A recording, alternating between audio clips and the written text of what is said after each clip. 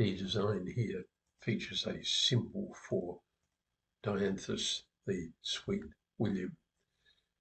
We have been working on a different drawing where the same sort of symbol was found, and I'm going to swing to it now. And here it is. I wanted to use this to illustrate some of the problems that can exist. If we look in the blocks here, and you see the whole block is called Sweet William RR, but within it is a floret, and that's clearly it's a yellow block inside a block, so it's a nested block. And in fact, if I select everything in the block and look at,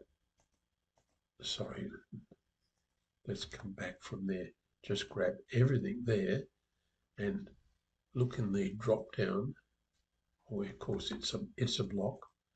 I need to explode it, because now when we grab everything in this symbol, which is in fact troublesome, 721 entities in it, 11 blocks. And normally when you find those blocks, you can get in them and remove them, but it's called a filipendular floret.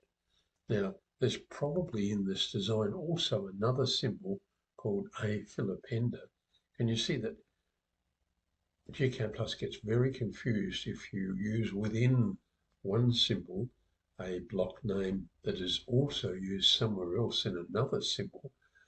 Things are very confused. The software is very confused. And in this case, it was causing gCADPlus to crash. And we think we've identified why.